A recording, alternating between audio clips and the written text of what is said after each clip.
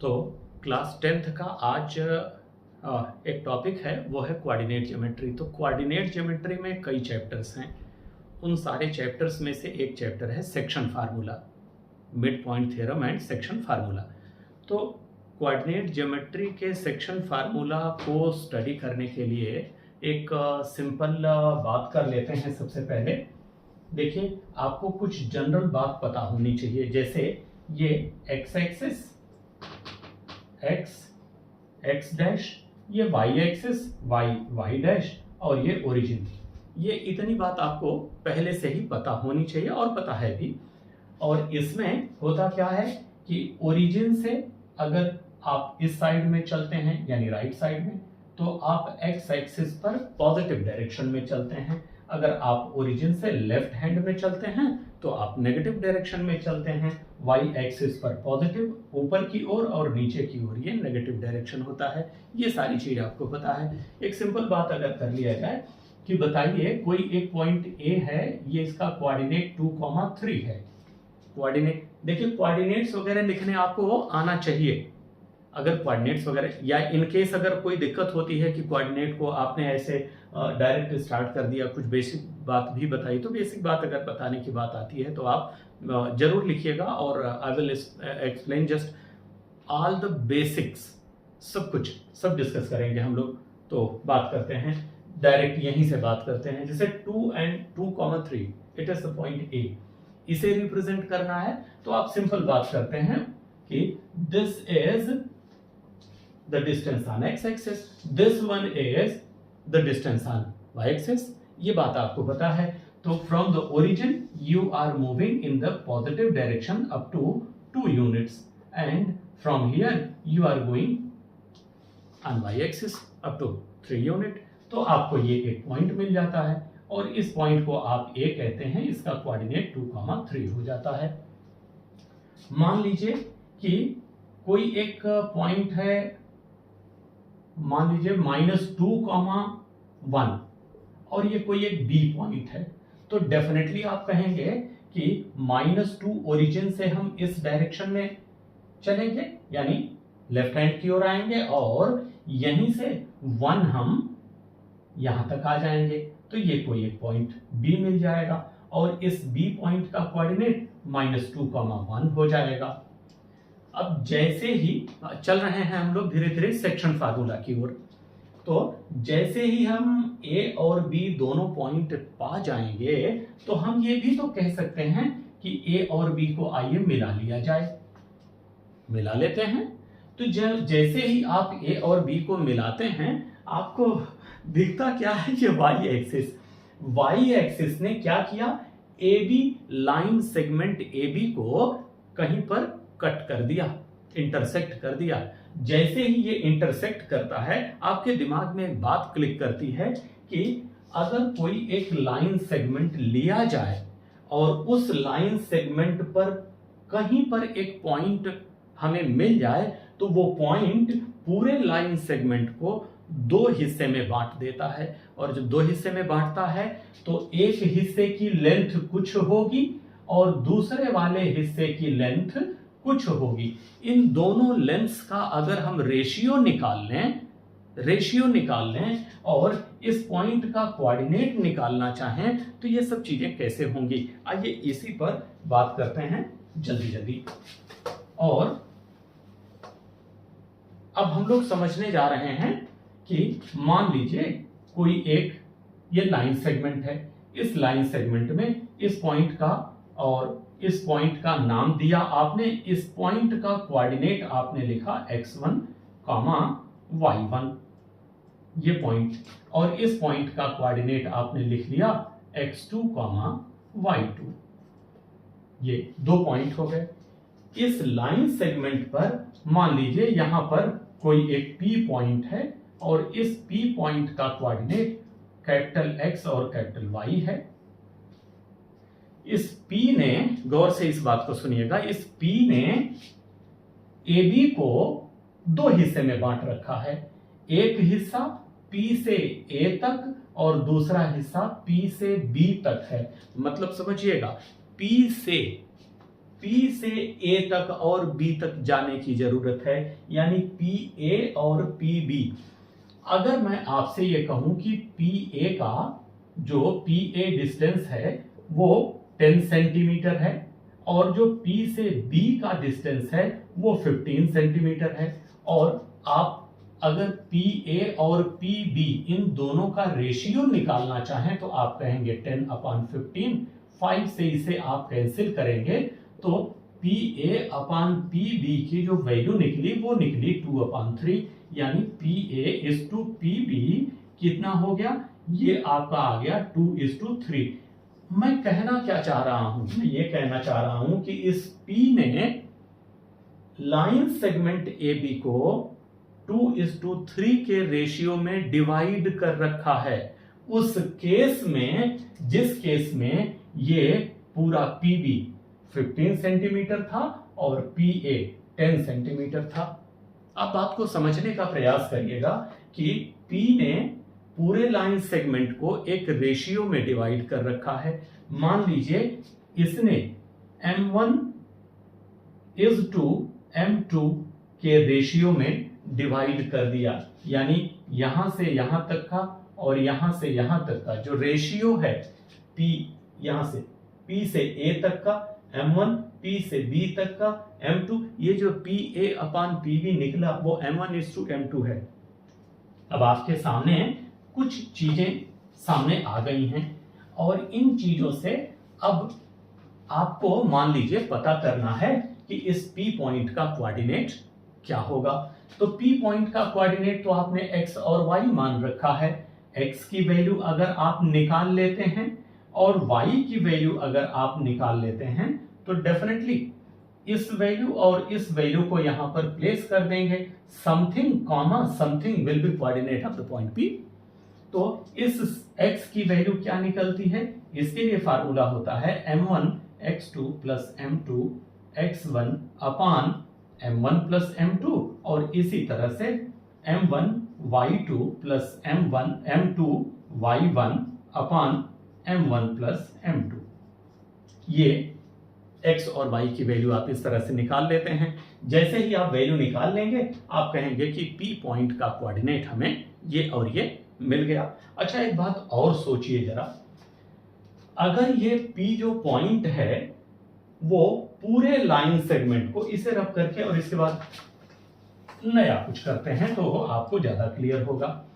मान लीजिए यही लाइन सेगमेंट है, इसे A और B आपने माना, और ये मान लीजिए P पॉइंट जो है वो मिड में है, जस्ट मिड में है। इस पॉइंट का कोऑर्डिनेट यानी इस पॉइंट का कोऑर्डिनेट x1 y1 है और इसका कोऑर्डिनेट x2 y2 है। इसका कोऑर्डिनेट निकालिए, मान लीजिए इसका कोऑर्डिनेट x y है कैपिटल में।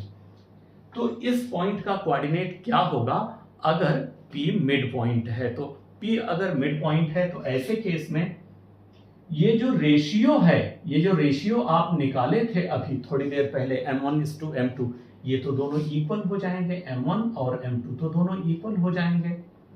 तो अगर इक्वल हो गए, अभी आप x की वैल्यू क्या निकाले थे, आपने कहा था कि M1x2 प्लस M2x1 अपान M1 प्लस M2, ये वैल्यू थी। अच्छा, अब आप कह रहे हैं कि अगर P मिड पॉइंट होता तो M1 M2 इक्वल होते, तो M1 के जगह पर हम M2 प्लेस कर देते हैं। आइए इसमें तो देखते हैं x की वैल्यू क्या निकलेगी। इस M1 के जगह पर हमने M2 रखा और फिर x2 लिखा, ये वाला, प्लस ये M2 है और ये x1 है, और अपान M1 के जगह पर हम M2 प्लेस कर रहे हैं और इसके बाद M2 है ये वाला, वो रख दिया। अब x की वैल्यू क्या आ जाएगी, आप जरा सोचिए, ये और ये, इन दोनों में आप M2 तो कॉमन ले सकते हैं, तो इसमें से तो x2 बचेगा और प्लस यहां से x1 बचेगा, और अपान M1, ये जो M2 है, ये जो M2 है, दोनों ऐड होकर के 2M2 आ जाएंगे। तो M2 और M2 आपस में कैंसिल हो जाएंगे, तो x की वैल्यू आपको क्या मिली, ये मिली x1 प्लस x2 अपान 2, x1 प्लस x2 अपान 2। देखिए x की वैल्यू आ गई। इसी तरह से अगर आप y की वैल्यू निकालना चाहेंगे तो वो आ जाएगी y1 प्लस y2 अपान 2, है ना। तो इस तरह से x और y की वैल्यू अगर आप निकालें मिड पॉइंट के केस में, तो इसका कोऑर्डिनेट निकालने के लिए x1 प्लस x2 अपान 2 कॉमा y1 प्लस y2 अपान 2, ये इतना करने से आपको मिड पॉइंट मिल जाएगा। अच्छा, मिड पॉइंट के बाद एक और बात आती है, जब आप कोई एक ट्रायंगल बनाते हैं, आप समझिए कुछ इस तरह से, मान लीजिए आपने एक ट्रायंगल बनाया और इस ट्रायंगल में इस पॉइंट को आपने ए कहा, इसे बी और इसे सी कहा, तो इसके जो मिड पॉइंट होंगे, जो साइड्स हैं ए बी बी सी सी ए, इन सबों के जो मिड पॉइंट होंगे, मिड पॉइंट से होकर के मीडियंस पास होती हैं, है ना। जैसे मान लीजिए ये मिड पॉइंट है, तो अगर आप ऐसे कोई एक लाइन ड्रॉ करेंगे तो इस लाइन को, अगर इस पॉइंट को point of intersection of BC and this line अगर आप D कहते हैं, तो ऐसे केस में AD विल बी मीडियन। और इसी तरह से AC पर भी कहीं पर एक मिड पॉइंट होगा और B से आप एक लाइन खींच सकते हैं, इसे E कह लीजिए, और ये पॉइंट, ये जो निकला हुआ हिस्सा इतना है, इसे हटा ही देते हैं, तो आप AD और BE इन दोनों को मीडियन कहेंगे। और इसी तरह से आप, हाँ सही है, इसी तरह से, अच्छा इस पॉइंट को आप मिड पॉइंट मान लीजिए एक मिनट के लिए, और इसे F मान लीजिए, तो आप ये देख रहे हैं कि this is the point of intersection of all the medians. अच्छा, मीडियंस इंटरसेक्ट जहां करती हैं उस पॉइंट को सेंट्रॉइड कहते हैं। तो ये जो सेंट्रॉइड है, इसकी विशेषता ये होती है कि ये सेंट्रॉइड हर एक मीडियन को 2:1 के रेशियो में डिवाइड कर देता है, हर एक मीडियन को 2:1 के रेशियो में डिवाइड कर देता है। अब 2 कहां है और 1 कहां है, तो 2 आप किसी भी वर्टेक्स से सेंट्रॉइड तक का डिस्टेंस लीजिए। कहने का मेरा मतलब यह है कि this is vertex and this is centroid, तो यहां से यहां तक का ये जो डिस्टेंस है वो 2 यूनिट्स हो जाएगा, और सेंट्रॉइड से और यहां तक का डिस्टेंस 1 यूनिट हो जाएगा हमेशा। यानी वर्टेक्स से आप ये वाला जो डिस्टेंस पाएंगे सेंट्रॉइड तक का 2 है, ये डिस्टेंस 1 है। In a same way you can say this distance is 2 and this one is 1। 2:1 के रेशियो में सभी मीडियंस को सेंट्रॉइड, किसी भी ट्रायंगल के सेंट्रॉइड जो है वो डिवाइड कर देता है। तो ऐसे केस में सेंट्रॉइड का कोऑर्डिनेट क्या हो जाता है, तो ध्यान रखिएगा, इस A वर्टेक्स A का कोऑर्डिनेट ऐसे केस में x1, y1 होता है, B का कोऑर्डिनेट x2, y2 और C का x3, y3 होता है। और जो सेंट्रॉइड निकलेगा उसका कोऑर्डिनेट होता है, यानी यहां पर इस सेंट्रॉइड को G कहा जाता है, तो G का जो कोऑर्डिनेट है वो क्या होता है, वो होता है x1 plus x2 plus x3 अपान 3, y1 plus y2 plus y3 अपान 3। ये एक ब्रैकेट में रखिए। हमेशा किसी भी पॉइंट का आप जब कोऑर्डिनेट निकालते हैं तो आप ये कहते हैं x, y होगा, यानी ये और ये दो चीजें आपको मिलती हैं। कहने का मतलब distance on x axis and y axis, यानी आपको एब्सिसा और ऑर्डिनेट दोनों चीजें मिलती हैं। तो एब्सिसा ऑर्डिनेट के केस में तो कोऑर्डिनेट होता ही है, ये नॉर्मल चीज आप पढ़ चुके हैं।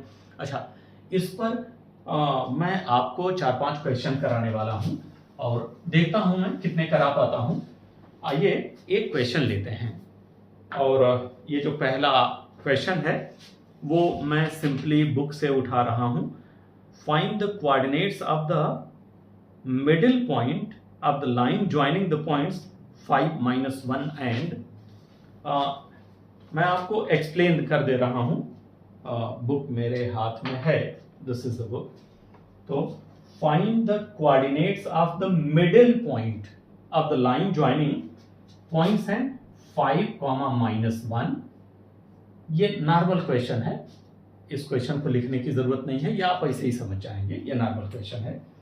एंड 1, 4 क्वेश्चन कह रहा है सिंपली कि अगर इस पॉइंट को आप ए मान लेते और इस पॉइंट को आप बी मान लेते और इन दोनों को आपस में मिला देते तो आपको एक लाइन सेगमेंट मिलता, एक लाइन मिल जाती। अगर ये दोनों पॉइंट ऐसे हो, कैसे भी होते, ऐसे होते, चाहे जैसे भी होते, इन दोनों पॉइंट को आप ए और बी कह लेते और इससे एक लाइन सेगमेंट ए भी मिल जाता। अब इसका जो मिड पॉइंट है, अगर उस मिड पॉइंट को आप पी कहते हैं तो इसका कोऑर्डिनेट क्या होगा ये बताइए। क्वेश्चन एकदम सिंपल है। तो देखिए, आपने यही पढ़ा है कि अगर इस पॉइंट के कोऑर्डिनेट को हम x1, y1 मान लेते और इस पॉइंट के कोऑर्डिनेट को x2, y2 मान लेते तो इसका जो कोऑर्डिनेट है वो क्या होता, x1 + x2/2, y1 + y2/2 आ गया। इस P पॉइंट का कोऑर्डिनेट आ गया। बस इतना ही करना था इसमें। तो आप ये कह सकते हैं कि ये वाला पॉइंट जो है वो x1, ये वाला y1 मान लिया गया, इसे x2, इसे y2 कह दिया गया। और फिर हम लिख सकते हैं let P be any point या P be the mid point of A and B, ऐसा लिख लीजिए। और इसके बाद आप लिखिए कि कोऑर्डिनेट ऑफ P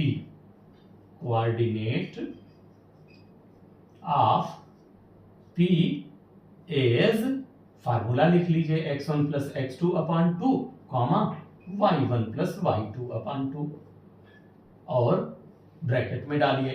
x1 के जगह पर आपने 5 रख दिया प्लस x2 के जगह पर आपने 1 रख दिया /2, y1 के जगह पर -1 प्लस ये वाला प्लस y2 के जगह पर 4/2। अब ये 6 हो गया, 6/2 is 3, 4 - 1 that is 3/2। यानी coordinate of the mid point of the line segment joining these two points such as AB is 3, 3/2। तो ये इतना आसान क्वेश्चन था। और इसी तरह से मान लीजिए कोई एक क्वेश्चन लिख करके बताते हैं आपको।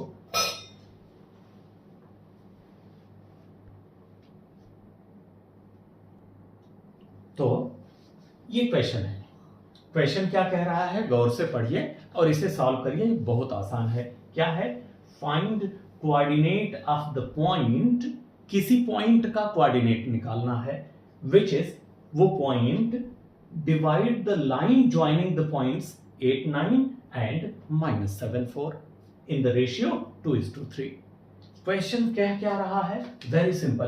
क्वेश्चन कह रहा है कि एक पॉइंट है 8, 9, ये कोई एक पॉइंट है, मान लीजिए यहां पर है और इस पॉइंट को आप A कहते हैं, इसका कोऑर्डिनेट 8, 9 दिया है। और फिर कह रहे हैं -7, 4। मान लीजिए एक सेकंड के लिए कि ये -7, 4 ये कोई एक पॉइंट है, इसको आप B पॉइंट के नाम से कहते हैं। तो क्वेश्चन कह रहा है कि कोई एक पॉइंट है जो पॉइंट इन दोनों को मिलाने वाली लाइन AB पर है, और वो भी कुछ इस तरह से कि जैसे मान लीजिए ये P है, P एक ऐसा पॉइंट है जो AB पर है और वो 2:3 के रेशियो में पूरे लाइन सेगमेंट को डिवाइड करता है।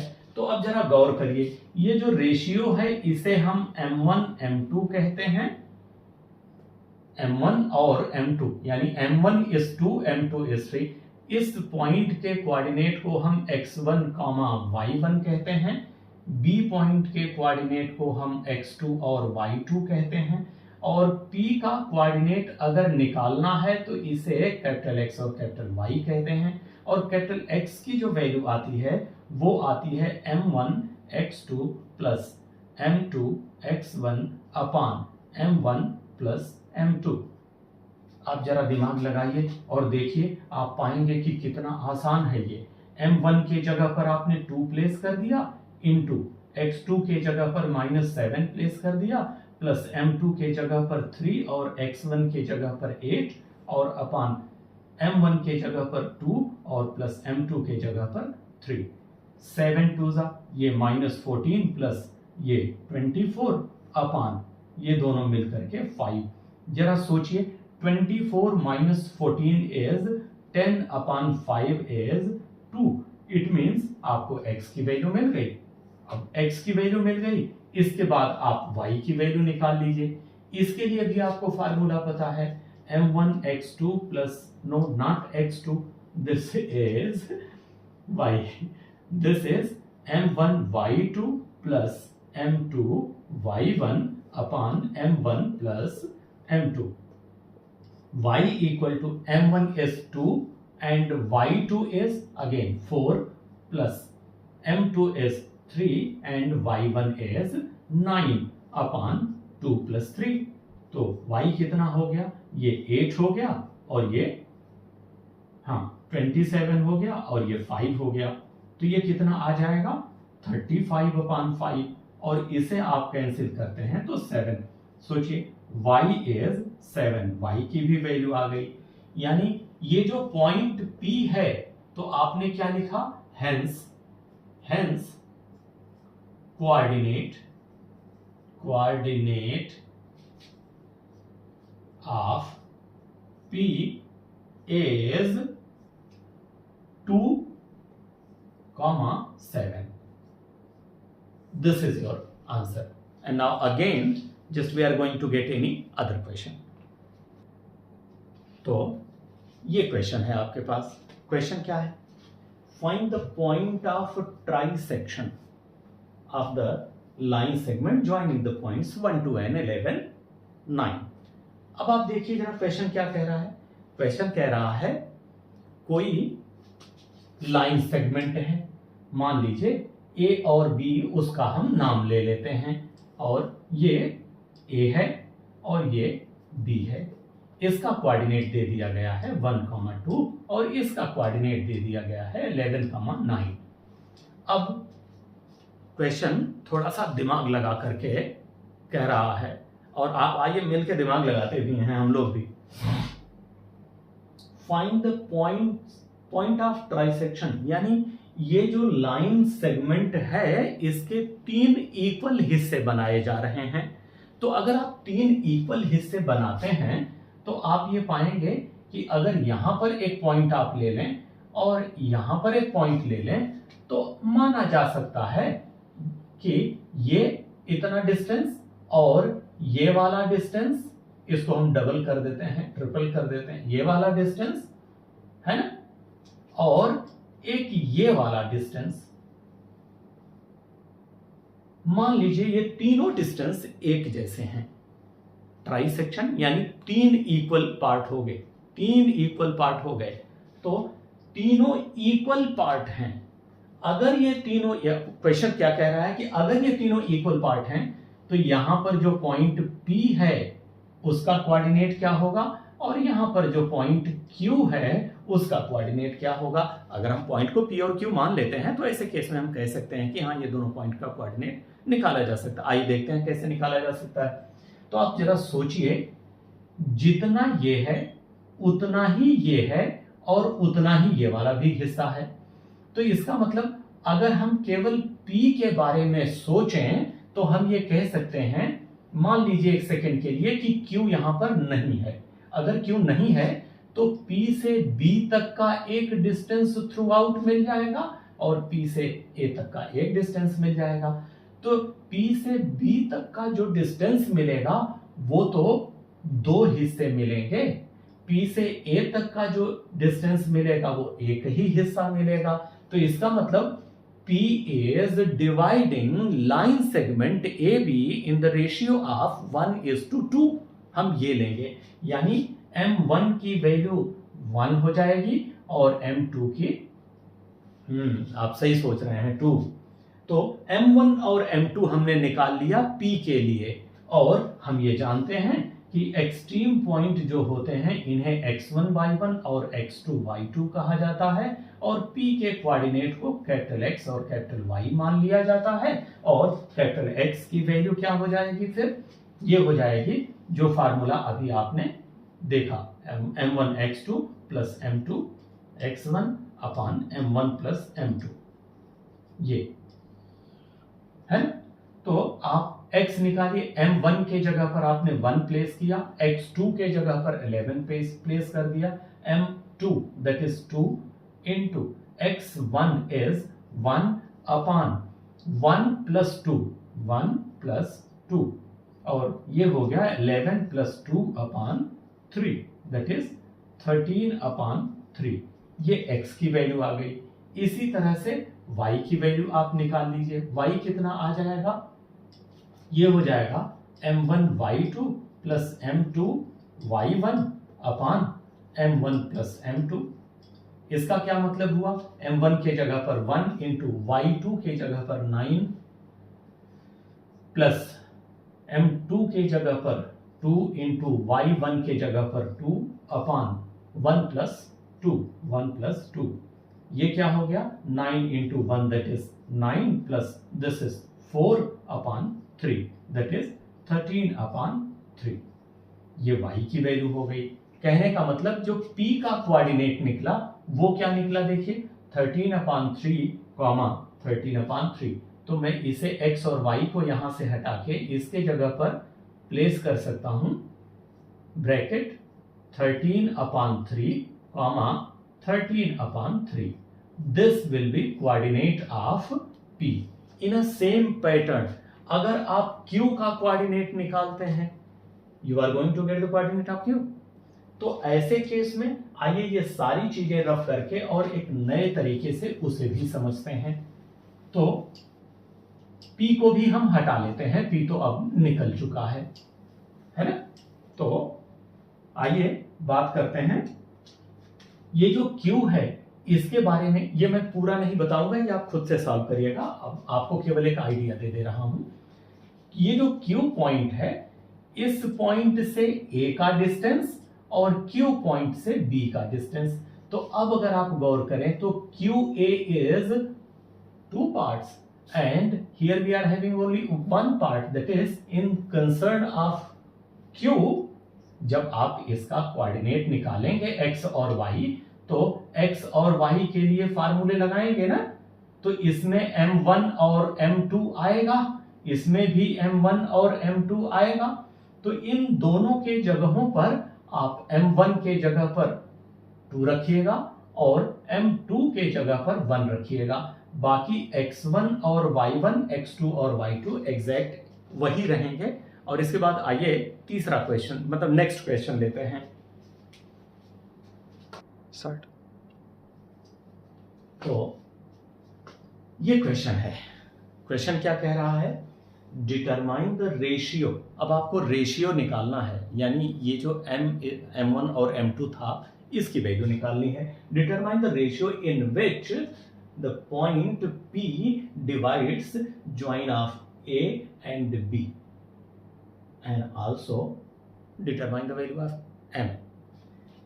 जरा आप क्वेश्चन को गौर से देखिए, तो क्वेश्चन आपको बताते हुए मिल रहा है कि इस पॉइंट को और इस पॉइंट को जब ज्वाइन किया जा रहा है, तो ज्वाइन करने पर उस जो लाइन सेगमेंट मिला, उस लाइन सेगमेंट पर एक पॉइंट P है, और वो जो P है वो बताइए किस रेशियो में पूरे लाइन सेगमेंट को डिवाइड कर रहा है, किस लाइन सेगमेंट, किस रेशियो में लाइन सेगमेंट को डिवाइड कर रहा है। यही क्वेश्चन है। तो आप अगर गौर करिए तो आप ये पाएंगे कि ये कोई एक पॉइंट है, ये कोई एक लाइन सेगमेंट है, ये मिला कैसे, ए और बी को ज्वाइन कराने से। -4,3 इसका कोऑर्डिनेट और बी का 2,8 है, 2,8 है ये कोऑर्डिनेट। और कह रहे हैं कि इसी पर कोई एक पॉइंट P है, वो यहां पर है, इसका कोऑर्डिनेट M,6 है। अब आप बताइए ये जो P पॉइंट है वो P पॉइंट पूरे लाइन सेगमेंट को किस रेशियो में डिवाइड कर रहा है, बांट रहा है। तो कभी भी ध्यान रखिएगा इस बात का, कभी भी अगर आपसे रेशियो पूछा जाए तो रेशियो को K:1 मान लिया जाता है, आप यही मान के करिएगा। तो यहां पर लिखिए let point P divides the line segment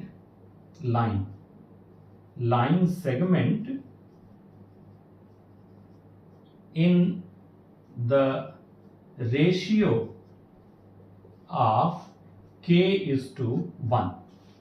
आपने क्या लिखा, P जो पॉइंट है वो K:1 के रेशियो में इस पूरे लाइन सेगमेंट AB को डिवाइड करता है, ये बना लिया।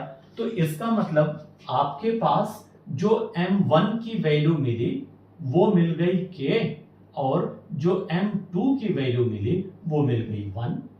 और आप A पॉइंट के कोऑर्डिनेट को हमेशा x1 और y1 ले लेते हैं, B पॉइंट के कोऑर्डिनेट को x2 और y2 ले लेते हैं, P पॉइंट के कोऑर्डिनेट को कैपिटल X और कैपिटल Y मान लेते हैं। यही करते हैं आप। तो अब जरा इसे पूरा अप्लाई करने का प्रयास करते हैं और देखते हैं क्या रिजल्ट आता है। तो मिला क्या, x इक्वल टू, सबसे पहला काम फार्मूले को ना हर क्वेश्चन में करिएगा आप। यहाँ तो ये मैं लास्ट क्वेश्चन ले रहा हूं, आप ना जितने क्वेश्चन करना होगा वो सारे, अच्छा जो नहीं आएंगे वो जरूर आप शेयर करिएगा, मैं उसका सोल्यूशन आपसे शेयर करूंगा। तो जितने भी क्वेश्चन आप करिएगा ना, हर एक क्वेश्चन के साथ फार्मूले लिखिएगा। अगर आपने ढेर सारे क्वेश्चन किए और ढेरों बार फार्मूले नोट लिखे हैं, बार बार लिख रहे हैं, हर क्वेश्चन में एक ही फार्मूला लिखते जा रहे हैं, अगर आप ऐसा करेंगे तो फार्मूले याद करने की जरूरत नहीं पड़ेगी, वो आपके दिमाग में बैठ जाएगा और फिर वो नहीं हटेगा, वो पड़ा रहेगा हमेशा। तो x की value M1 x2 plus M2 x1 अपान M1 प्लस M2। अब देखिए x के जगह पर आपको क्या मिला है, m मिला है, वो m प्लेस कर लीजिए। M1 की वैल्यू तो k मिल गई है आपको, x2 इसकी वैल्यू 2 है, वो रख लिया, प्लस M2 इसके जगह पर 1 ले लिया, x1 के जगह पर -4 है, अपान M1 दैट इज k और प्लस 1, ये मिला आपको। अब ये क्या बन गया, m equal to 2k plus 4 upon k plus 1। ये एक इक्वेशन आपको बन के तैयार हो गया, ये आपका। दूसरा है y equal to m2y1 plus m1y2 upon m1 plus m2। ये आप करते हैं, y के जगह पर क्या है 1, तो 1 इक्वल टू m2 के जगह पर आपको क्या मिलेगा 1। y, इस y के जगह पर 1 ही 6 है, सॉरी दिस इज y ना, ये y है ना, तो y के जगह पर 6 हो जाएगा 6।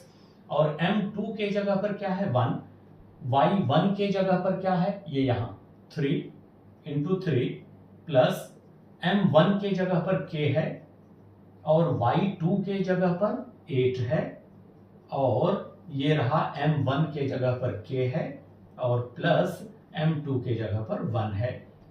ठीक है, अब इसके अपान 1 करके अगर हम क्रॉस मल्टीप्लिकेशन करते, यानी 6 और k प्लस 1 का मल्टीप्लाई, 1 से इस पूरे का मल्टीप्लाई, अगर हम ऐसा करते तो 6 will multiply to these two, it means 6k plus 6 equal to this is 3 plus 8k. अब 8k को अगर हम इस साइड में ले आए तो 6k minus 8k is equal to, ये 3 यहां रह गया और 6 को इस तरफ ले आए तो -6, यहां से हमें क्या मिला -2k. It is equal to -3. तो k इक्वल टू 3/2 आप डायरेक्ट लिख लीजिए, ये माइनस इसे कैंसिल कर देगा. तो k की वैल्यू आपको ये मिल गई. अब अगर k की वैल्यू आपको ये मिल गई तो आप यहां पर m के जगह पर रख करके और m की वैल्यू निकाल लीजिए, है ना. यहां पर m की वैल्यू अब आप निकाल सकते हैं. आपसे बस लास्ट में एक और, मतलब ये इतना आप फाइंड कर लीजिएगा. ये तो नॉर्मल हो गया ना, k के जगह पर सारी वैल्यू 3/2 प्लेस करिए और m अपने आप आ जाएगा. अब आपको बात कर लेते हैं रेशियो की. देखिए आपने रेशियो के लिए कहा था k:1 और k की वैल्यू आपको मिली है 3/2. तो ऐसे केस में जो k:1 है, k:1 ये है, ये हो जाएगा 3/2:1 और इसे आप कह लेंगे 3:2, यानी ये रेशियो बन जाएगा. तो इसी पर हम लोग इस चैप्टर को यहाँ पर ओवर करते हैं और इसी कोऑर्डिनेट के एक नए चैप्टर को लेकर के फिर मैं आपके साथ आता हूँ.